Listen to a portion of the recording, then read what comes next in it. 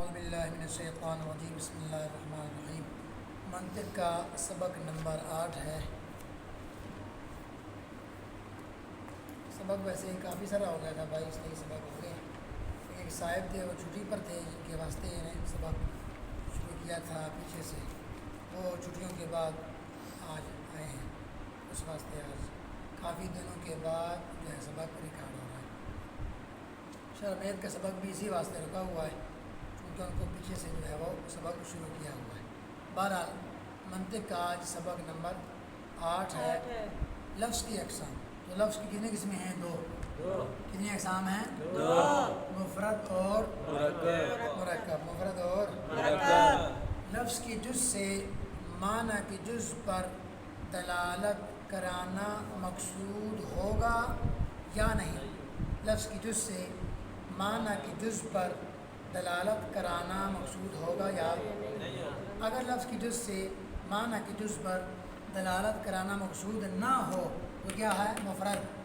دلالت کرانا مقصود ہو تو مرکب۔ ہاں، لفظ کی جز سے معنی کی جز پر مقصود ہو تو مرکب۔ تو خلاصہ یہ ہے، مفرد کی تعریف یہ ہے، لفظ کی جز سے معنی کی جز پر دلالت کرانا مقصود نہ ہو مفرد، اور مرکب وہ لفظ ہے جہاں لفظ کی جز سے معنی کی جز پر دلالت کرانا مقصود ہو، یہ مرکب ہے۔ تو مرکب کے ثبوت کے لیے شرطیں پائی جائیں گی، تو پھر کیا ہوگا؟ وہاں پر وہ مرکب پایا جائے گا۔ مثلا لفظ کی جز بھی ہو، پھر یہ لفظ کی جز بھی ہو، معنی کی جز بھی ہو، اور لفظ کی جز بھی ہو، معنی کی جز بھی ہو، اور لفظ کی جز معنی کی جز پر دلالت بھی کرے، اور آگے یہ ہے کہ لفظ کی جز بھی ہو، معنی کی جز بھی ہو، لفظ کی جز معنی کی جز پر دلالت بھی کرے، اور جس معنی پر دلالت ہو رہی ہے وہ معنی جو ہے وہ مرادی بھی ہو۔ آگے ایک 5ویں شرط بھی بیان کرتے ہیں کہ ہمارا دلالت کرانا مقصود بھی ہو، ہمارا دلالت کرانا مقصود بھی ہو۔ تو بیک وقت یہ 4-5 شرطیں پائی جائیں گی، پھر وہ مرکب ہوگا، وگرنہ مرکب نہیں ہوگا۔ چلو جی، اس طرح پھر مفرد کی تقسیمات ہوتی ہیں، سمجھے کہ نہیں؟ پہلی تقسیم ہے مفرد کے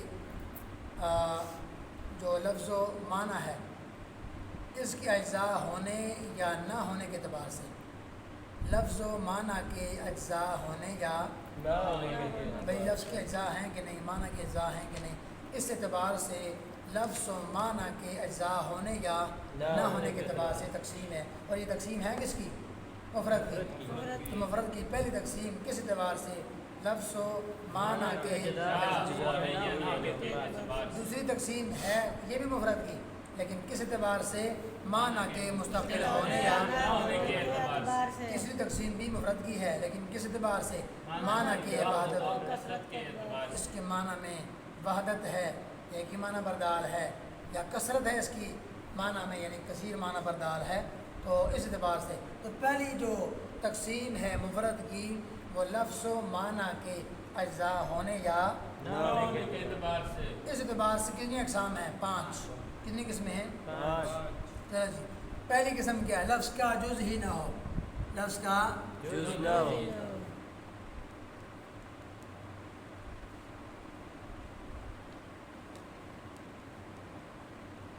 جیسے کہ حمزہ استفہام، حمزہ استفہام میں اب یہاں پر لفظ کی جز ہے نہیں یہ ہے لفظ ہے، کیونکہ لفظ کی 2 قسمیں ہیں، مفرد اور مرکب۔ یہاں پر یہ کیا ہے؟ مفرد۔ جی، مفرد کیوں ہے؟ کیونکہ لفظ کی جز سے معنی کے جز پر دلالت مقصد ہی نہیں ہے۔ پہلی چیز کیا ہے؟ پہلی قسم آگے مفرد کی کافی ساری قسمیں ہیں، ان میں سے پہلی قسم ہے، اور وہ پہلی قسم ہے کون سی؟ لفظ کی جز ہی نہ ہو۔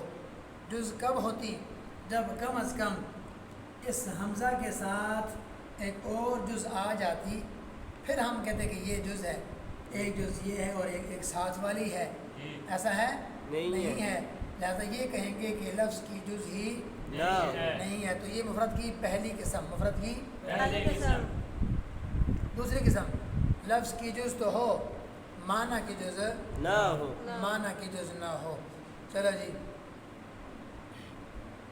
جیسے لفظ اللہ ہے، ذات باری الفاظ کے لفظ اللہ کے اس میں دلالت کی جزء ہیں کہ نہیں؟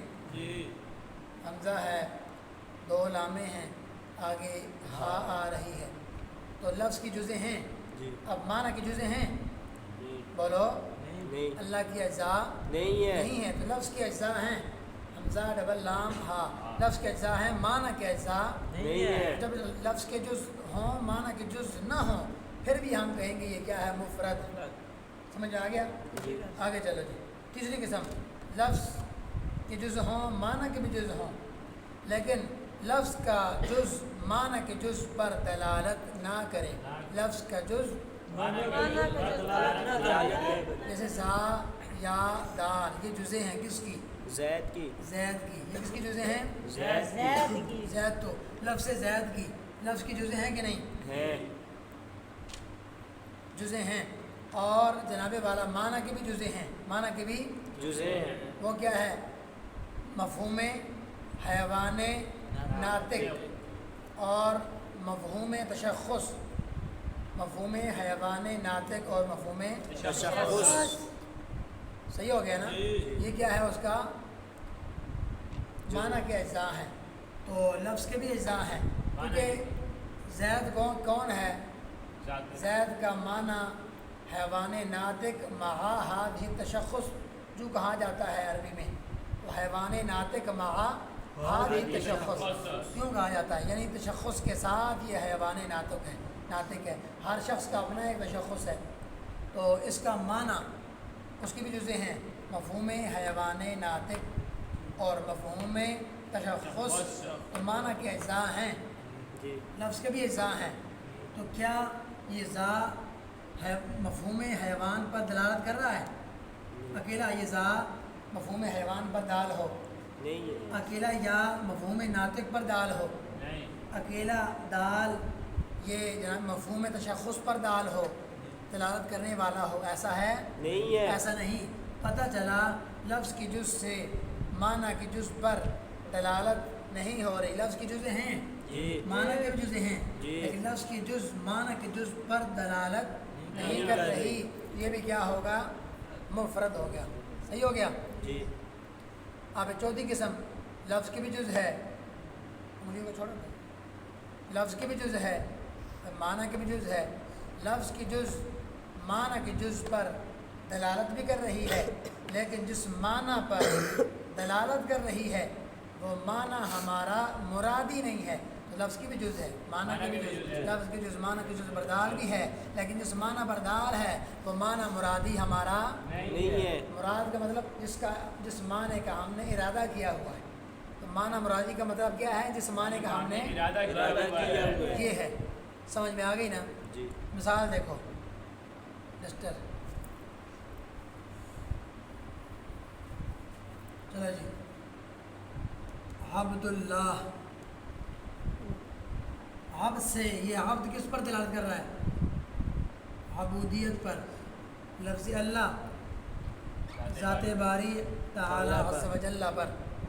چلو لفظ کی جزیں ہیں، جی ایک جز عبد ہے، دوسرا اس میں اللہ اس میں اللہ، اس میں جلالت، تو لفظ کی بھی جزیں ہیں، معنی کی بھی، جزے اس کا اپنا معنی ہے عبد عبودیت پر، اور لفظ اللہ ذات باری تعالی پر دلالت کر رہا ہے، تو پتہ چلا لفظ کی بھی جزیں ہیں، معنی کی بھی۔ جزے ہیں اب لفظ کی جز معنی کی جز پر دلالت بھی کر رہی ہے کہ نہیں؟ کر رہی ہے عبد عبودیت پر، لفظ اللہ ذات باری پر، لیکن جس معنی پر یہ دلالت کر رہے ہیں وہ معنی ہمارا مرادی نہیں ہے ہمارا مرادی معنی یہ نہیں کہ ہے۔ جب بھی ہم عبداللہ ہم نے کسی کا نام رکھا، یہ وہ صورت ہے جب عبداللہ کسی کا نام ہم نے عبداللہ کسی کا نام رکھا ہے جناب والا، تو اس صورت میں کیا ہم نام بول کر یہ مراد لیتے ہیں کہ عبد عبودیت پر دال ہو، لفظ اللہ ذات باری پر دال ہو، ایسا مراد لیتے ہیں؟ نہیں لیتے۔ تو ایسی صورت میں جناب والا یہ کیا ہوا؟ مفرد، کیونکہ لفظ کی جز ہے، معنی کی بھی جز ہے، لفظ کی جز معنی کی جز پر دال بھی ہے، لیکن جس معنی پر دلالت کر رہی ہے یہ معنی ہمارا مرادی نہیں ہے. ہم جب بھی یہ عبداللہ کسی کا نام لے کر پکارتے ہیں ایسا نہیں ہوتا کہ عبد عبودیت پر لفظ اللہ ذات باری پر دال ہو، بلکہ ہمارا مرادی معنی کیا ہے؟ عبداللہ کی ذات. جس عبداللہ کا ہم نے نام عبداللہ رکھا ہے اس کی ذات ہمارا معنی مرادی ہوتا ہے. ہمارا معنی مرادی کیا ہوتا ہے؟ وہ بندے کی ذات. عبداللہ کی ذات ہوتی ہے. سمجھ میں آ گئی کہ نہیں آئی؟ جی. اگلی صورت لفظ کی بھی جز ہو معنی کے بھی جز ہو، لفظ کے جز معنی کے جز پر دلالت کرے اور وہ جو معنی ہے وہ مرادی بھی ہو، وہ معنی مرادی بھی ہو. پہلے عبداللہ میں کیا تھا؟ معنی مرادی نہیں. نہ ہو. یہاں پر معنی مرادی بھی ہے لیکن ہمارا دلالت کرانا مقصود نہیں ہے. ہمارا دلالت کرانا مقصود نہیں مقصود ہے. نہیں. تو لفظ کی بھی جز دیکھو مثال، یہ بھی وہی مثال ہے کہ ہم کسی کا نام رکھتے ہیں. ہم کسی کا نام رکھتے ہیں. بولو بولو ہم کسی کا نام رکھتے ہیں. صحیح ہو گیا. جی. اب دیکھو ہم نے کیا کہا؟ لفظ کی بھی جز ہو. دو جزیں ہیں، ایک حیوان ایک ناطق.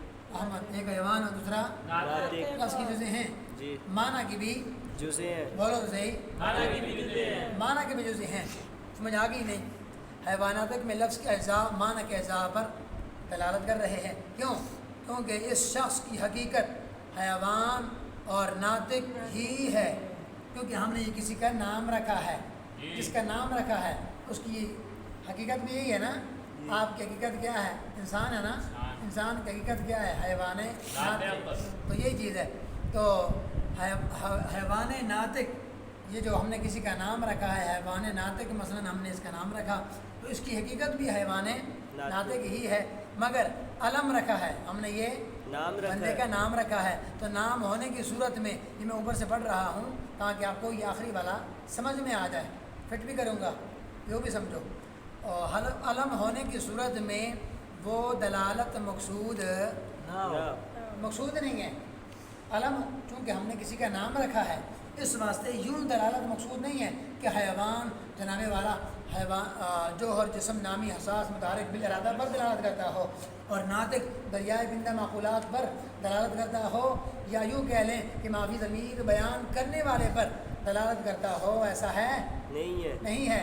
بلکہ جب بھی ہم نے یہ حیوان ناطق بولا ہم نے چونکہ یہ نام رکھا ہوا ہے تو وہ حیوان ناطق ایک بندہ ہے، اس کا ہم نے نام رکھا ہے. اس کا ہم نے نام کیا رکھا؟ حیوان ناطق. جب بھی ہم اس کا نام پکار کے کہیں گے حیوان ناطق تو ایسا ہوگا کہ حیوان جوہر جسم نامی حساس متحرک ارادہ بردار ہو، ناطق جو ہے وہ معافی ضمیر بیان کرنے والے بردار ہو. ایسا ہے؟ ایسا نہیں. بلکہ ہم جب بھی حیوان ناطق اس بندے کا جو نام ہے حیوان ناطق یہ بولتے ہیں اس سے مراد کیا ہوتا ہے؟ اس سے مراد جناب والا اس بندے کی ذات ہوتی ہے. اس بندے کی ذات ہوتی ہے.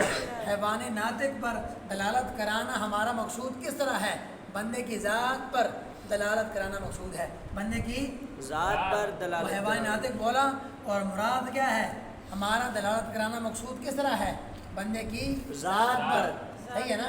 ایسا نہیں کہ حیوان ناطق جس کا نام رکھا ہے وہ نام ہم بولتے ہیں، حیوان سے مراد جوہر جسم نامی وغیرہ ہو اور ناطق سے معافی ضمیر بیان کرنے والا ہو. ایسا نہیں ہے. ایسا نہیں. تو یہ بھی مفرد نہیں ہے. مفرد نہیں ہے. اور یہ صورت کس کی ہے؟ جب ہم نے اس کا یہ ہم نے نام رکھا ہو، حیوان ناطق علم ہو، عبداللہ علم ہو. سمجھ میں آ گئی نا؟ اور علم نہ ہو تو یہ مرکب ہیں. علم نہ ہو تو یہ مرکب ہو. کیوں؟ اس واسطے کہ وہاں پھر عبداللہ ہم نے نام مثلا نہیں رکھا تو پھر یہ عبد عبودیت پر دال ہے، لفظ اللہ ذات باری پر دال ہے. صحیح ہو گیا؟ اب یہاں پر یہ لفظ کی جز بھی ہے، معنی کی جز بھی ہے. لفظ کی جز معنی کی جز پر دال بھی ہے، وہ معنی مرادی بھی ہے کیونکہ نام نہیں، معنی مرادی بھی ہے اور دلالت کرانا مقصود بھی ہے. دلالت کرانا مقصود ہے. کوئی بھی لفظ جو ہے وہ واضح، کوئی بھی لفظ واضح کرتا ہے اس کی ایک معنی کے لیے وجہ تو ہوتی ہے. لہذا معنی مرادی بھی، مقصودی بھی اور دلالت کرانا مقصود بھی ہے.